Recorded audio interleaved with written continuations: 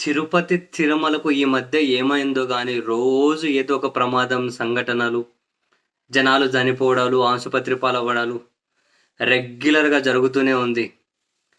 ఎప్పుడైతే తిరుపతి లడ్డూ ప్రసాదం చుట్టూ లేనిపోని వివాదాన్ని రేకెత్తించారో, ఆ తర్వాత నుంచి ఏదో ఒక సంఘటన వరుసపెట్టి జరుగుతూనే ఉంది. మొన్నటికి మొన్న చూసాం తొక్కిసలాట జరిగి అంతమంది చనిపోయారు, అంతమంది క్షతగాత్రులు అయ్యారు. ఆ నెక్స్ట్ డేనే తిరుమలలో ఒక అంబులెన్స్ ఢీకొని ఇద్దరు చనిపోయారు. అండ్ ఆ నెక్స్ట్ డే ఇమ్మీడియట్‌గా బంగారు బిస్కెట్ దొంగతనం, హుండీలలో దొంగతనం.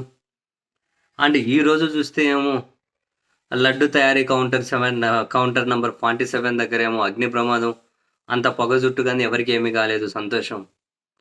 దాని గురించి బ్రేకింగ్‌లో అయిపోకముందే తిరుమలకి వెళ్ళే ఘాట్ రోడ్డులో ఓ బస్సు అక్కడ పిట్టగోడను ఢీ కొట్టడం,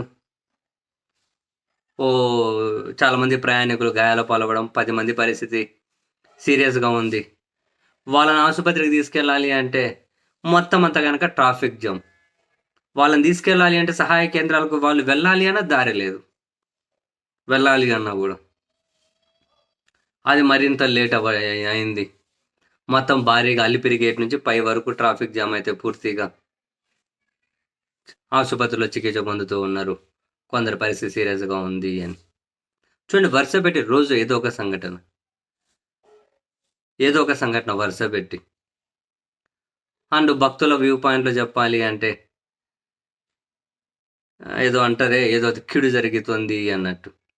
ఆ విధమైన అది అంత పట్టించుకోవడం సంగతి పక్కన పెడితే మాత్రం ఈ మధ్య వరుస పెట్టి ఏదో సంఘటనతో వార్తల్లోకి అయితే ఉంటూ వస్తుంది కదా. ఏమీ లేని దగ్గర లడ్డూ ప్రసాదం దగ్గర మొదలెట్టారు. రాజకీయం కోసము కొన్నిటితో ఆడుకోకూడదు ఎవరైనా సరే. రాజకీయం కోసం కొన్నిటిని అసలు కొందరి నమ్మకాన్నో కొందరి విశ్వాసాలతోటో దాన్ని అడ్డు పెట్టుకొని రాజకీయం నెరవేర్చుకోవాలనే ప్రయత్నం ఎవ్వరూ చేయకూడదు. వాళ్ళు ఎవరైనా కానివ్వండి. ఇప్పుడు చూడండి, మొన్న 73,000 వైకుంఠ ద్వార ఏకాదశి ఆ టోకెన్లు జారీ చేసి 53,000 మందే వెళ్ళారట.